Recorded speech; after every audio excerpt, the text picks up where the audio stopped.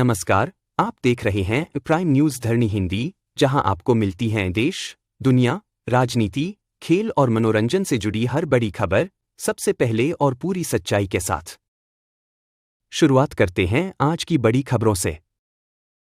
गिरफ्तारी से पहले आखिरी पल में सैफ अली खान पर हमला करने वाला आरोपी घने मैनग्रोव में छिपा था, पुलिस की टॉर्च की रोशनी में आया नजर।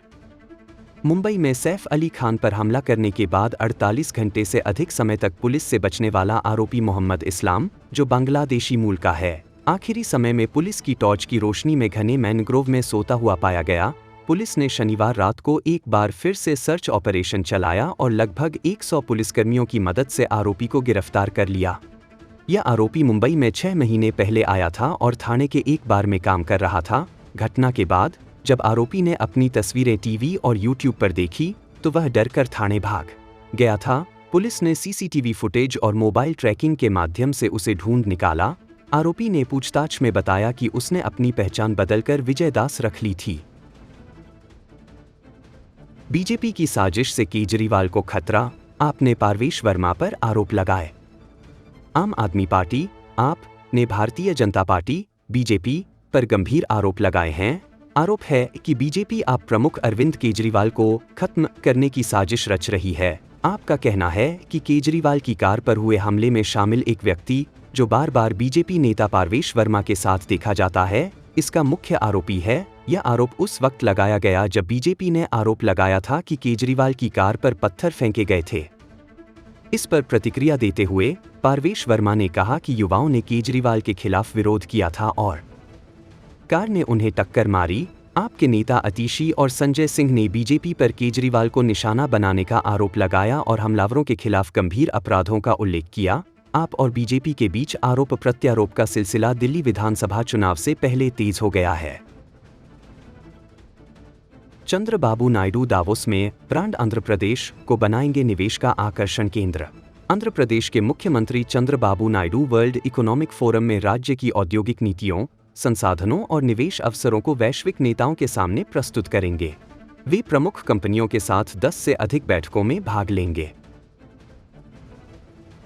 माघ मेले में 10 करोड़ श्रद्धालुओं की उम्मीद, एआई तकनीक से जुटाए जा रहे आंकड़े। योगी आदित्यनाथ। मुख्यमंत्री योगी आदित्यनाथ ने माघ मेले में श्रद्धालुओं की संख्या को वैज्ञानिक तरीके से सटीक बताया। 3700 कैमरों और एआई तकनीक से आंकड़े जुटाए गए हैं। मौनी अमावस्या पर 10 करोड़ श्रद्धालुओं के संगम में स्नान की संभावना है। जम्मू कश्मीर के राजौरी में रहस्यमयी बीमारी से 15 मौतें, जांच के लिए गृह मंत्रालय ने टीम गठित की।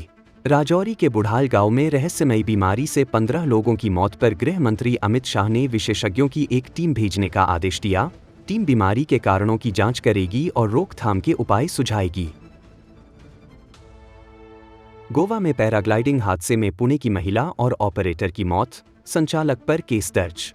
गोवा के केरी बीच पर पैराग्लाइडिंग हादसे में पुणे की 27 वर्षीय शिवानी धाबले और ऑपरेटर सुमन नेपाली की मौत हो गई। पुलिस ने बिना अनुमति सेवा चलाने के लिए संचालक पर मामला दर्ज किया है। एस जयशंकर का पाकिस्तान पर हमला, आतंकवाद का कैंसर अब उसकी राजनीति को खा रहा है। विदेश मंत्री एस जयशंकर ने पाकिस्तान पर आतंकवाद के समर्थन का आरोप लगाते हुए कहा कि यह कैंसर अब उसकी राजनीतिक स्थिति को भी प्रभावित कर रहा है। उन्होंने छोटे पड़ोसी देशों के लिए भारत की सहयोगात्मक भूमिका पर जोर दिया। खंडगिरी यात्रा 2025 में अश्लील नृत्य पर लगेगी रोक, सरकार जल्द जारी करेगी एसओपी। खंडगिरी यात्रा 2025 में अश्लील नृत्य प्रदर्शन पर रोक लगाने के लिए सरकार एसओपी जारी करेगी। बैठक में तय हुआ कि नृत्य प्रदर्शन मर्यादित होगा, जिससे सामाजिक कार्यकर्ताओं और बुद्धिजीवियों की मांग पूरी होगी। रायगढ़ में जादू टोने के शक में बुजुर्ग महिला पर चाकू से हमला, हालत गंभीर। रायगढ़ जिले के मनकदा झोला गांव में जादू टोने के शक में 70 वर्षीय महिला खलीमानी पर चाकू से हमला किया गया। गंभीर हालत में उन्हें अस्पताल में भर्ती कराया गया है। आरोपी घटना के बाद फरार है। 50 लाख के इनामी माओवादी नेता दामदर मुठभेड़ में ढेर, पुलिस को बड़ी कामयाबी। पुलिस ने मुठभेड़ में शीर्ष माओवादी नेता और तेलंगाना राज्य समिति प्रमुख दामदर को मार गिराया। दामदर पर 50 लाख का इनाम था और हालिया अभियानों में 18 माओवादी मारे गए हैं। मुख्यमंत्री मोहन चरण मांझी का लक्ष्य 2036 तक ओडिशा को समृद्ध राज्य बनाना।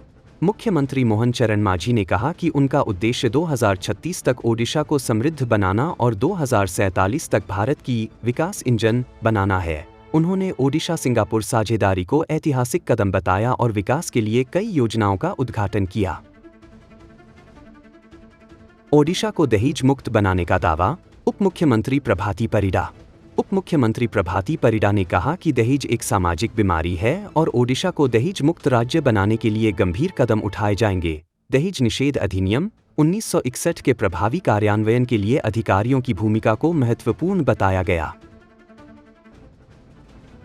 ओडिशा के नयागढ़ में लिथियम के विशाल भंडार की खोज। ओडिशा के नयागढ़ जिले में महत्वपूर्ण लिथियम के भंडार की खोज हुई है, जो भारत के इलेक्ट्रिक वाहन बैटरी उत्पादन को बढ़ावा दे सकती है और आयात पर निर्भरता को कम कर सकती है। इस खोज में आर्टिफिशियल इंटेलिजेंस और ड्रोन का उपयोग किया गया है, जिससे भारत की खनिज स्वायत्तता को बढ़ावा मिल सकता है। खोर्धा में नए साल की शुरुआत, 20 करोड़ रुपए के विकास परियोजनाओं का हुआ उद्घाटन। खोर्धा में सांसद अपराजिता षडंगी ने 20 करोड़ रुपए की विकास परियोजनाओं की शुरुआत की, जिसमें नए ऑडिटोरियम और टीएलसी क्षेत्र में रोजाना बाजार शामिल हैं। इन परियोजनाओं से खोर्धा की अर्थव्यवस्था और बुनियादी ढांचे में नई दिशा मिलेगी। गाजा में युद्ध विराम और बंधक रिहाई शुरू, इजरायली सेना ने रफा से वापसी की। गाजा में इजरायल और हमास के बीच 15 महीने के संघर्ष के बाद रविवार को युद्ध विराम लागू होगा। पहले चरण में 33 बंधकों की रिहाई और 2000 फिलिस्तीनी कैदियों की अदला-बदली होगी।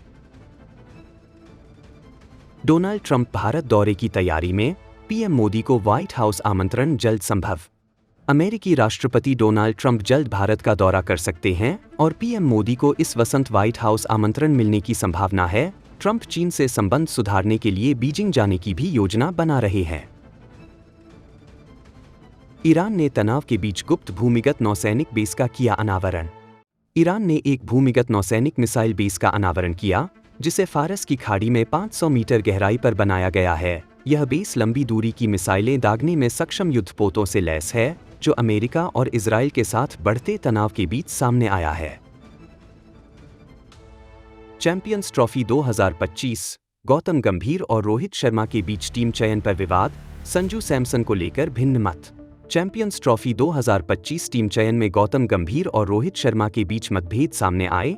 गंभीर ने संजू सैमसन और हार्दिक पांड्या का समर्थन किया, जबकि रोहित और चयनकर्ता अजित आगरकर ने ऋषभ पंत और शुभमन गिल को प्राथमिकता दी। जसप्रीत बुमराह की फिटनेस को लेकर भी टीम में असमंजस जारी है।